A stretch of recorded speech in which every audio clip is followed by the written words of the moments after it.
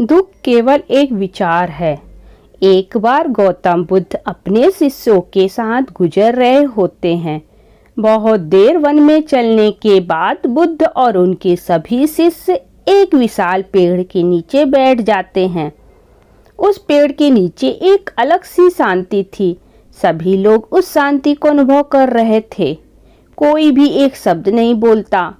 कुछ देर बीतने के बाद गौतम बुद्ध का एक शिष्य उठता है और बुद्ध से पूछता है, बुद्ध, मैं आपसे एक प्रश्न पूछना चाहता हूँ। बुद्ध कहते हैं, पूछो, क्या प्रश्न है तुम्हारा? शिष्य बुद्ध से पूछता है, मैंने कभी भी आपको दुखी नहीं देखा। आपके चेहरे पर हर समय एक अलग ही मुस्कुराहट रहती है, हमें भीतर तक आनंद से भर देती है। आपके चेहरे पर अलग सी चमक है जो हमें दुख के कोसों दूर कर देती है।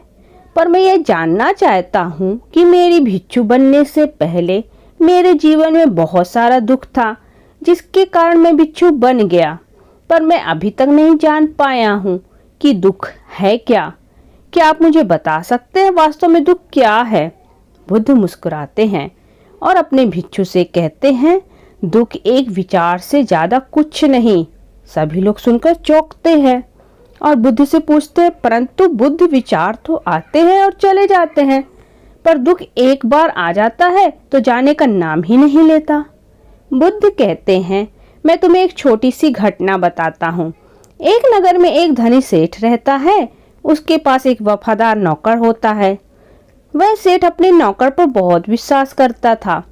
वह सेठ अपने नौकर पर कभी भी किसी बात के लिए शक भी नहीं करता था, क्योंकि उसका नौकर वास्तव में ही बहुत ईमानदार होता है। एक बार उस सेठ को किसी काम से बाहर जाना पड़ा। 2-3 दिनों के बाद जब वह सेठ वापस लौटा तो वह एक कीमती सामान लेकर आता है। वह उस कीमती सामान को अपने कमरे में बड़ा सजा कर रख देता है और अपने नौकर से कहता है, तुम खास तौर पर इस चीज का ध्यान रखना।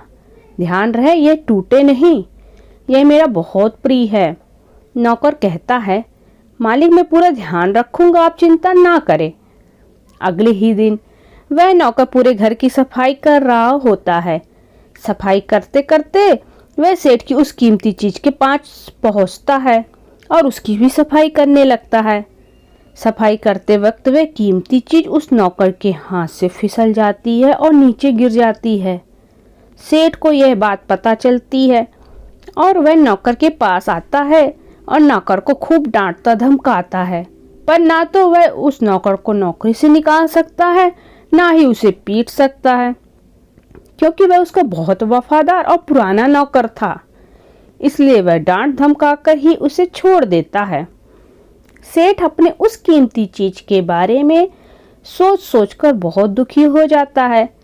रात होती है और सेठ अपने कमरे में लेट जाता है। सेठ को नींद नहीं आ रही होती है, वह बहुत बेचैन होता है। बेचैनी के कारण सेठ अपने कमरे से बाहर निकलता है और देखता है कि उसका नौकर निश्चिंत के साथ खर्राटे लेकर सो रहा था। वह यह देखकर और क्रोधित हो जाता है।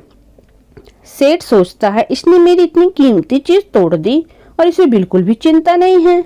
अब मुझे यहाँ नींद भी नहीं आ रही है और यह आराम से सो रहा है। सेठ अपने कमरे में वापस चला जाता है। अगले दिन सुबह सेठ सोचता है, मैं इस समस्या से कैसे निकलूं। फिर सेठ को एक तरकीब समझ आती है। वह अपने नौकर के पास जाता है और अपने नौकर से कहता है, मुझे बहुत दुख हो रहा है, यह बताते हुए कि वह जो कीमती चीज कल तुमने तोड़ी थी वह मैं तुम्हारे लिए लाया था। मैं चाहता था कि मैं उसे तुम्हें उपहार में दूं, परंतु अब क्या कर सकते, अब तो वह टूट गई। सेठ की बात सुनकर नौकर को धक्का लगा। नौकर सोचता है, अरे यह तो बहुत बड़ी गलती हो गई। वे इतनी कीमती और महंगी चीज मेरे लिए थी और वे मुझसे ही टूट गई। फिर क्या?